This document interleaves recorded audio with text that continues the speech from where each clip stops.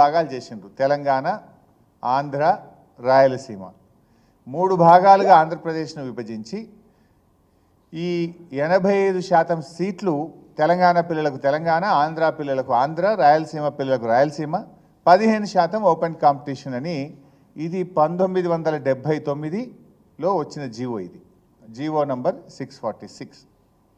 దీని తర్వాత ఏమైంది? 2014లో రాష్ట్రం విడిపోయింది. రాష్ట్రం విడిపోయినప్పుడు కేంద్ర ప్రభుత్వం ఒక నిబంధన ఏం పెట్టిందంటే ఎడ్యుకేషన్ విషయంలో ఎడ్యుకేషన్ అడ్మిషన్స్ విషయంలో, విద్యా ప్రవేశాల విషయంలో ఈ పాత జీవోను 10 ఏళ్ళు ఉమ్మడి రాష్ట్రంగా ఉంది కనుక 10 ఏళ్ళు దీన్ని పాటించండి అన్నారు. అన్నప్పుడు మనము 2017లో యథావిధిగా దాన్ని అదే జీవోను కొనసాగిస్తూ 2017లో మనం జీవో ఇచ్చినాం. ఇది ఎప్పటిదాకా వర్తిస్తుంది? 2024 జూన్ 2వ తారీఖు దాకా వర్తిస్తుంది. 2024 జూన్ 2కు రాష్ట్రం ఏర్పడి 10 ఏళ్ళు అయిపోతుంది కనుక అప్పుడు మనము స్వంత రూల్స్ ఫ్రేమ్ చేసుకోవాలి. తెలంగాణ ఫస్ట్ టైం తెలంగాణ రాష్ట్రము తన స్థానికతను నిర్ధారించుకోవడానికి మన సొంత రూల్స్ ఫ్రేమ్ చేసుకునే అవకాశం తెలంగాణకు దక్కింది. 2014లో తెలంగాణ రాష్ట్రం వచ్చిన స్టేట్ రీఆర్గనైజేషన్ యాక్ట్ అంటే రాష్ట్ర విభజన చట్టం ప్రకారంగా విద్యా అడ్మిషన్స్ కోసం పాత పద్ధతినే కొనసాగించమని పార్లమెంట్ చెప్పింది కనుక గత 10 ఏళ్ళు మనకు అవకాశం లేదు. మొన్న 2 జూన్ 2024కు 10 ఏళ్ళు పూర్తయితాయి కనుక మరి ఇప్పుడు మన పిల్లలకు ఎట్లా విద్యా అవకాశాలు కల్పించాలనే దాని మీద రాష్ట్ర ప్రభుత్వం సమగ్రమైనటువంటి ఒక విధానాన్ని రూపొందించుకోవాలి. ఉద్యోగాలకు మనం చేసినాం, ఎందుకంటే ఆ రోజు రాష్ట్ర విభజన చట్టంలో ఉద్యోగాలకు నిబంధన పెట్టలేవాళ్ళు. విద్య విషయంలో మాత్రం 10 ఏళ్ళు యథాస్థితిని కొనసాగించాలన్నారు. అందువల్ల ఉద్యోగాల విషయంలో పెట్టలేదు కనుక కేసీఆర్ గారు క్యాబినెట్లో ఆమోదించి రాష్ట్రపతికి పంపి స్వయంగా తను ఢిల్లీ వెళ్ళి 95% ఉద్యోగాలు తెలంగాణ పిల్లలకు దక్కేటట్టుగా ఆనాడు కేసీఆర్ గారు ఉద్యోగాల కోసం చేసుకొచ్చినాం.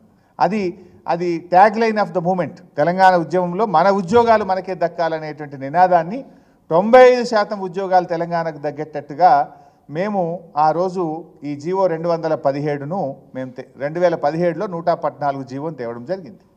ఉద్యోగాలు దక్కినాయి. ఇప్పుడు విద్యా అవకాశాలు కూడా మనకు దక్కాలి కదా.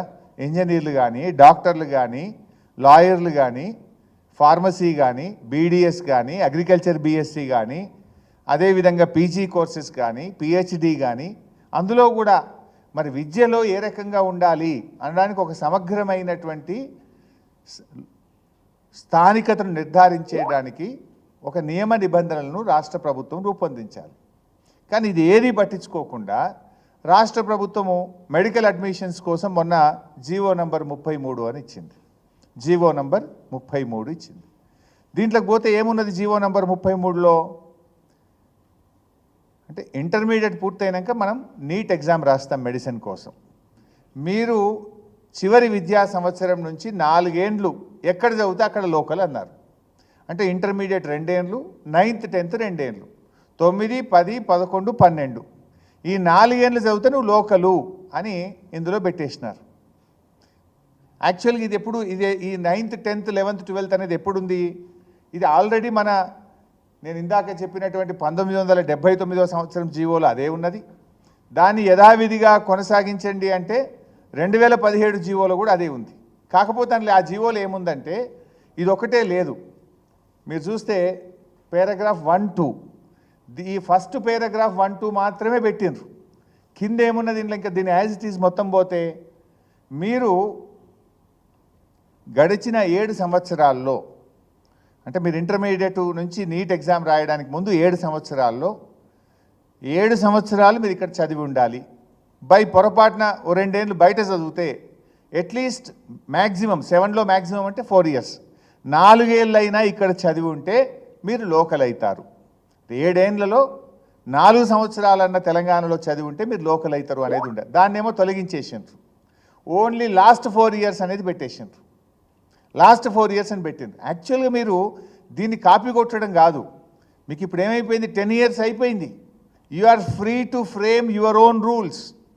మనము మన స్థానికతను నిర్ధారించడానికి మనము రాష్ట్రముగా నిర్ణయం తీసుకోవాలి. మేము ఆ రోజు తీసుకున్నాం. ఉద్యోగాల కోసం మేము తీసుకున్న జీవోలో చాలా స్పష్టంగా 2018లో మేము తీసుకున్నటువంటి జీవోలో చాలా స్పష్టంగా మేము అన్ని విషయాలు కూడా అందులో చెప్పాం. ఏది ఈ 7 ఇయర్స్ ఉంటే 7 ఇయర్స్లో పూర్తిగా చదివి ఉండాలి, 7లో 4 ఇయర్స్ చదివినా పర్వాలేదు, లేదా చివరి 4 సంవత్సరాలు చదివినా పర్వాలేదు. అంటే ఇట్లా వేరియస్గా ఎక్కడ కూడా తెలంగాణ బిడ్డలకు అన్యాయం జరగకుండా జాగ్రత్తగా ఉద్యోగాల కోసం మేము ఆ రోజు ఫ్రేమ్ చేసినాం. మరి విద్యా అవకాశాల కోసం మీరు కూడా ఫ్రేమ్ చేయాలన్నా వద్దా? ఒక మెడికల్ ఎడ్యుకేషన్కు మీరు రూల్స్ ఇచ్చినారు, మరి లా సంగతి ఏంది, ఇంజనీరింగ్ సంగతి ఏంది, యూనివర్సిటీ అడ్మిషన్స్ ఏంది? ఒక సమగ్ర ప్రణాళిక ఉండద్దా?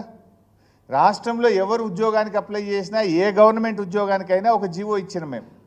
అదేవిధంగా 1979లో విద్యా ఉద్యోగం కోసం సమగ్రమైన జీవో అప్పుడు కూడా ఇచ్చారు. కానీ ఈ రాష్ట్రంలో కేవలం మెడికల్ ఎడ్యుకేషన్కి ఇచ్చిండ్రు. ఆ మెడికల్ ఎడ్యుకేషన్లో 4 ఏళ్ళు అనే నిబంధన పెట్టారు. ఇది ఎంత అసమగ్రం అంటే ఉదాహరణ 2-3 చెప్తాను నేను. ఇప్పుడు 10th అయిపోయింది, ఇంటర్మీడియట్కి ఎవరైనా పోయి గుంటూరులో చదివినరు, విజయవాడలో చదివినరు, లేదా బెంగళూరులో చదివినరు, వాడు నాన్ లోకల్ అయిపోతారు కదా. ఇప్పుడు ఇంటర్మీడియట్ పోతే ఇంకోటి ఎవరన్నా పిల్లలు ఇప్పుడు పీజీ ఉంటుంది, ఎంబీబీఎస్ తర్వాత ఏముంటుంది, పీజీ ఉంటుంది. ఎంబీబీఎస్లో నీట్లో మంచి ర్యాంక్ వస్తే మన పిల్లలు ఎక్కడ తీసుకుంటారు? AIIMS Delhi, AIIMS Jaipur, Madras top కాలేజెస్లో పోయి సీట్ తీసుకుంటారు. ఎయిమ్స్ మద్రాస్లో చదివిండి అనుకో మన పిల్లోడు, 5 ఏళ్ళు ఎంబీబీఎస్ మద్రాస్లో చదివితే వాడు నెక్స్ట్ ఇప్పుడు పీజీకి తెలంగాణలో ఎగ్జామ్ రాయాలంటే ఏమవుతుంది? దీని ప్రకారం వరుసగా చివరి 4 ఏళ్ళు ఏడు చదివితే వాళ్ళు లోకల్ అని పెట్టినాడు. మన బిడ్డ నీట్లో ఆల్ ఇండియా కోటాలో 15% ఓపెన్ కాంపిటీషన్, దేశంలో ఎక్కడైనా సీటు కొట్టచ్చు. ఢిల్లీలోనో మద్రాసులోనో ఎయిమ్స్లో సీటు కొడితే రేపు పీజీ చదవడానికి తెలంగాణ వస్తా అంటే అతను నాన్ లోకల్ అవుతాడా కాదా? దీని ప్రకారం అంటే మన తెలంగాణ బిడ్డ మనకు నాన్ లోకల్ అయిపోతుంది. ఇప్పుడు మన పిల్లలు కొంతమంది పోయి విదేశాల్లో చదువుతున్నారు, ఫిలిప్పైనో, చైనా, రష్యాలో పోయి ఎంబీబీఎస్ చదువుతున్నారు. ఎంబీబీఎస్ పూర్తయి వాపసు వచ్చి నేను తెలంగాణలో పీజీ చేస్తా అంటే మనకు అవకాశం ఉందా? దీని ప్రకారం he will become non local. కొంతమంది మన పిల్లలు కర్ణాటకలో, మహారాష్ట్రలో డొనేషన్ కట్టి ఎంబీబీఎస్ చదువుతున్నారు. ఎంబీబీఎస్ చదివి బ్యాక్ వచ్చి నేను పీజీకి ఎగ్జామ్ రాస్తా అంటే he will become non local. అంటే ఎంత అస్పష్టత ఉన్నది ఇందులో. రెండవది, ఇప్పుడు కొంతమంది పిల్లలు లాంగ్ టర్మ్ కోచింగ్ పోతారు 4 ఇయర్స్ తర్వాత. నువ్వు లాస్ట్ 4 ఇయర్స్ అంటే ఉండవు కదా నువ్వు. అసలు ఇప్పుడు దేశంలో ఎక్కడైనా కూడా మనం ఇప్పుడు చూడండి, నేను ఇది కేరళ, కర్ణాటక, తమిళనాడు వాళ్ళ ఎంబీబీఎస్ అడ్మిషన్స్కు వాళ్ళు అవలంబించే పద్ధతి ఏంది? తెలంగాణది నిన్నటిదాకా ఒక ప్రత్యేక పరిస్థితి. అంతకుముందు ఉమ్మడి ఆంధ్రప్రదేశ్లో కలిసి ఉన్నాం. 10 ఏళ్ళు ఉమ్మడి రాష్ట్రంగా విద్యా అడ్మిషన్స్ మనం చేసినాం. This is the first year, ఇది మొదటి విద్యా సంవత్సరం తెలంగాణ సొంత రాష్ట్రంగా తమ విద్యార్థులకు విద్యా అడ్మిషన్స్ కోసం, ప్రవేశాల కోసం తమ సొంత రూల్స్ ఫ్రేమ్ చేసుకునే మొదటి అవకాశం ఇవాళ తెలంగాణకు వచ్చింది.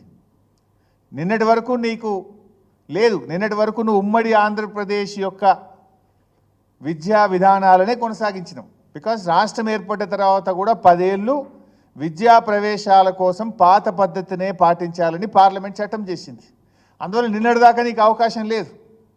నువ్వు కూడా ఇదే పద్ధతి చేసినావు అంటే మనం అదే పద్ధతి చేసినాం. ఎందుకు చేసినాం? Parliament said you have to follow for the next 10 years. ఇప్పుడు నీకు అది అవకాశం, ఇప్పుడు అవసరం లేదు. Now you are free, you are independent. Telangana రాష్ట్రంగా మన పిల్లలకు విద్యా ప్రవేశాల కోసం స్థానికతను నిర్ధారించడానికి నువ్వు స్వంతగా నిర్ణయం తీసుకునే అధికారం ఈరోజు తెలంగాణ రాష్ట్రానికి వచ్చింది, మన రాష్ట్రానికి ఉన్నది. దాన్ని మర్చిపోయి వీళ్ళు పాత ప్రెసిడెన్షియల్ ఆర్డర్లో ఉన్న ఒక పారాగ్రాఫ్ను పెట్టినరు, కింది తొలగించిండ్రు. అయితే whether presidential order is applying, మీరు యథావిధిగా ప్రెసిడెన్షియల్ ఆర్డర్లో గతంలో ఉన్నాయన్నీ పెట్టండి. లేదు మేము ఉద్యోగ అవకాశాల కోసం ప్రెసిడెన్షియల్ ఆర్డర్ సవరణకు ఢిల్లీకి పోయి సవరణ తెచ్చి మన పిల్లలకు లాభమయ్యేటట్టు 95% లోకల్ రిజర్వేషన్ తెచ్చాం. You also do that process. 8 నెలల ఏం చేస్తుండే మీరు వచ్చి? లేదు ప్రెసిడెన్షియల్ ఆర్డర్ లేదు అనుకుంటే ఇతర రాష్ట్రాలు చేసినట్టు నువ్వు కూడా సొంతగా మన రాష్ట్రానికి రూల్స్ ఫ్రేమ్ చేయండి. ఇవాళ తమిళనాడు ఎట్లున్నది? తమిళనాడు రాష్ట్రంలో చూస్తే